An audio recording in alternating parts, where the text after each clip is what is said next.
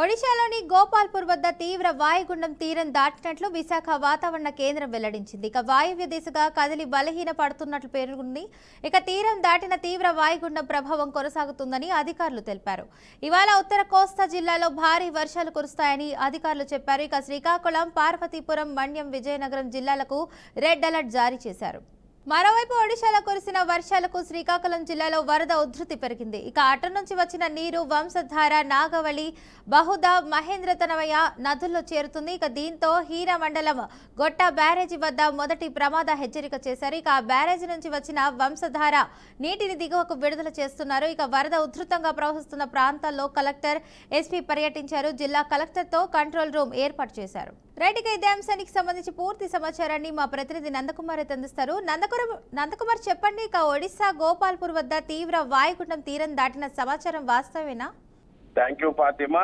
ఏదైతే రాష్ట్రంలో గత 2 రోజుల నుండి కురుస్తున్న భారీ వర్షాల నేపథ్యంలో లోతట్టు ప్రాంతాలన్నీ కూడా పూర్తిగా జలమయమయ్యాయి. అయితే మనకి ఇండియన్ మెట్రలాజికల్ డిపార్ట్మెంట్ ఇచ్చిన సమాచారం మేరకు నిన్న అర్ధరాత్రి ఒరిస్సా దగ్గర గోపాల్పూర్ దగ్గర ఈ యొక్క వాయుగుండం తీరం దాటినట్టుగా తెలుస్తుంది. అయితే ఈ యొక్క తీరం దాటిన సమయంలో దాదాపు మరింత ఇంకొక 2 రోజులు కూడా భారీ వర్షాలు కురిసే అవకాశం ఉన్నది. ముఖ్యంగా చూసుకుంటే ఉత్తరాంధ్ర జిల్లాలైన విశాఖపట్నం, విజయనగరం, శ్రీకాకుళం జిల్లాలకు కూడా భారీ వర్షం ఉన్నట్టుగా ఇప్పటికే ఇండియన్ మెట్రలాజికల్ డిపార్ట్మెంట్ అధికారులు అయితే తెలియజేశారు. ఇప్పటికే రాష్ట్రానికి సంబంధించిన ఎన్డీఆర్ఎఫ్, ఎస్డీఆర్ఎఫ్ టీంలు ఎప్పటికప్పుడు వీటిని మానిటర్ చేస్తున్నా ఉన్నారు. ముఖ్యంగా కోస్తా జిల్లాల్లో భారీ వర్షాలు కురిసే అవకాశం ఉన్న నేపథ్యంలో సముద్ర తీర ప్రాంతాల్లో ఉన్న మత్స్యకారులందరినీ కూడా సురక్షిత ప్రాంతాలకు తరలించే విధంగా అధికారులు ఇప్పటికే తెలియజేశారు. అలాగే విశాఖపట్నం, విజయనగరం, శ్రీకాకుళానికి సంబంధించి కంట్రోల్ రూమ్ కూడా ఏర్పాటు చేసి కలెక్టర్లు దీన్ని సమీక్షా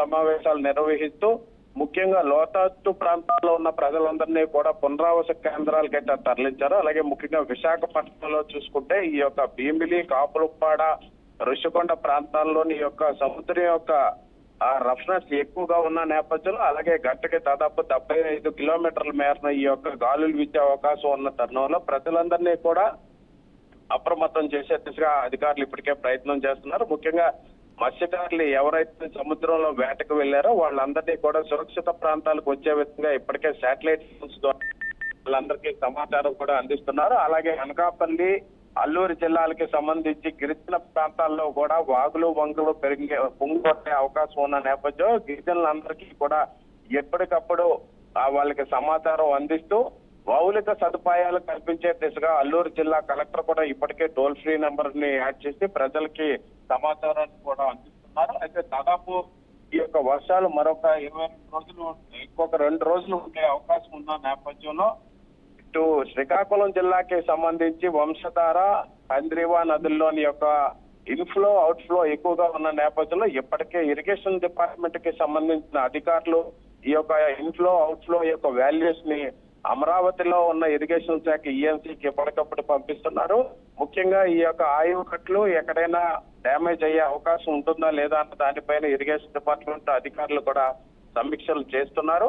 అలాగే ఎలక్ట్రిసిటీ బోర్డుకి సంబంధించి అధికారులు కూడా ఎక్కడ విద్యుత్ కి అంతరాయం కలగకుండా ముందస్తు చర్యల్లో భాగంగా మొత్తం ఎక్కడికెక్కడ టీమ్స్ గా ఏర్పాటు చేసి నిరంతర విద్యుత్ సరఫరా జరిగే విధంగా కూడా ప్రయత్నాలు చేస్తున్నారు. అలాగే ఎన్డీఆర్ఎఫ్, ఎస్డీఆర్ఎఫ్ టీములకి ఇన్ఛార్జ్ గా ఉన్న హోంమంత్రి వంగలపూడి అనిత కూడా సమీక్ష నిర్వహిస్తూ అధికారులు ఎప్పటికప్పుడు అప్రమత్తం చేస్తూ ప్రజలకు ఎటువంటి అసౌకర్యాలు కలగకుండా చూస్తున్నారు Fatima. Right, thank you Nandakumar for the update.